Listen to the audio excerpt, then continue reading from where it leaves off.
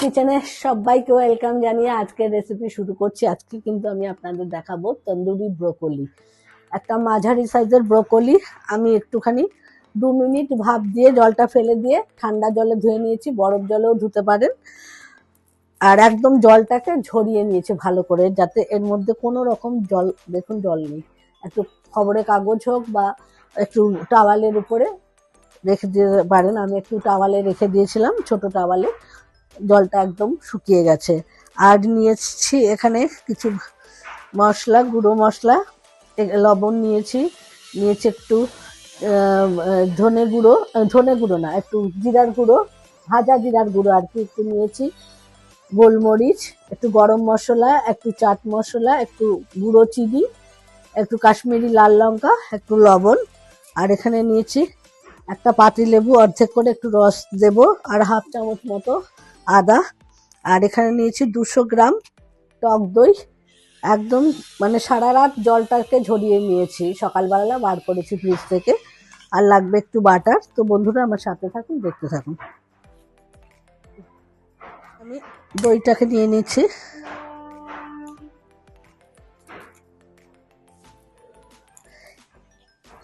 এখানে 200 গ্রাম নিয়েছি টক দই। পরিমাপ বেশি হলে আপনারা মাপটাকে বাড়িয়ে দেবেন। এগুলোকে নিয়ে নিচ্ছি।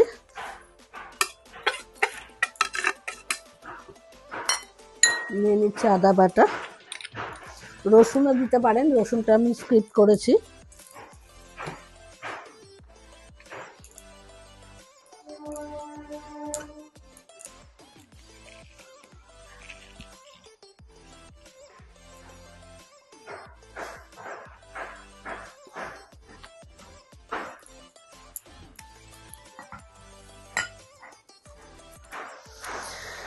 এবার সব উপকরণগুলোকে মিশিয়ে নেব।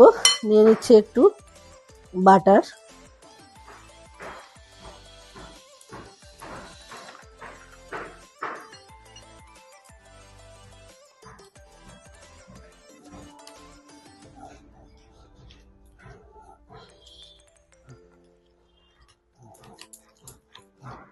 ব্রোকলিটা এই মশলার মধ্যে নিয়ে নিচ্ছি।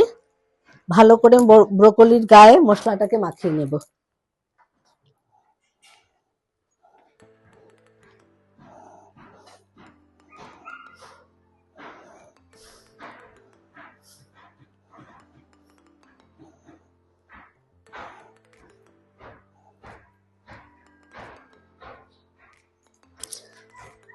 প্রতিটা ব্রোকলির মধ্যে যেন সুন্দরভাবে মশলাটা মাখানো হয়।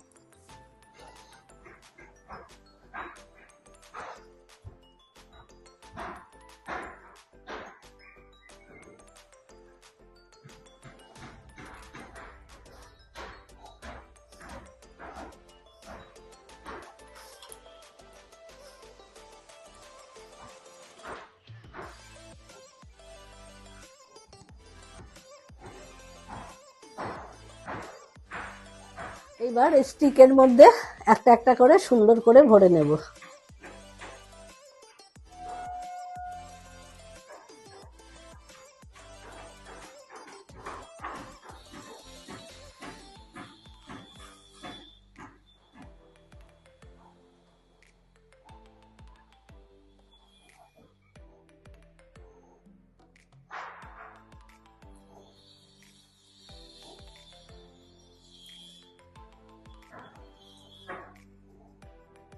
এভাবে আমি স্টিকগুলোকে রেডি করে নিচ্ছি।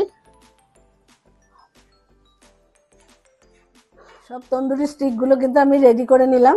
এরপর আমার সঙ্গে কিচেনে দেখা হচ্ছে, সাথে থাকুন, দেখতে। জালিটার মধ্যে আমি একটুখানি বাটার ব্রাশ করে নিয়েছি।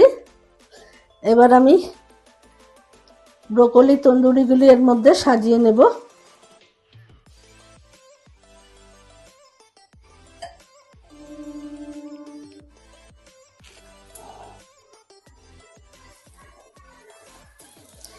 এইভাবে আস্তে আস্তে উল্টে পাল্টে তন্দুর করে নেব আমি।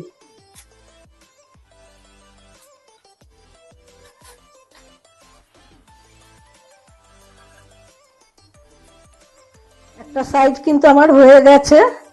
এবার অপোজিটটাকেও ঠিক একইভাবে উল্টে পাল্টে আমি এরকম রেড ব্রাউন করে সেঁকে নেব।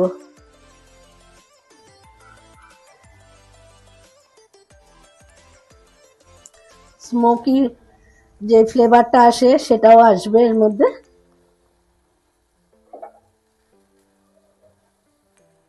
বোথ সাইড কিন্তু এরকম ভালো করে ব্রাউন করে একদম সেঁকে নিচ্ছি আমি। এই একইভাবে কিন্তু বাকিগুলোও সেঁকে নিচ্ছে। বন্ধুরা, তন্দুরি ব্রোকলি কিন্তু আমার একেবারে রেডি। দেখতেই পেলেন কত সহজ পদ্ধতিতে আমি দেখালাম। আমি সহজভাবে দেখাবার চেষ্টা করি, আপনারাও বাড়িতে ট্রাই করুন। যদি ভালো লাগে লাইক শেয়ার, পেজটা ফলো করতে ভুলবেন না কিন্তু। আর ইউটিউব চ্যানেলের বন্ধুদেরও একই অনুরোধ রইল, চ্যানেলটা সাবস্ক্রাইব করে আমার সাথে থাকবেন। সবাই ভালো থাকবেন, সুস্থ থাকবেন। নেক্সট ভিডিওয় খুব শিগগিরই দেখা হচ্ছে, ততক্ষণের জন্য বিদায় নিচ্ছি।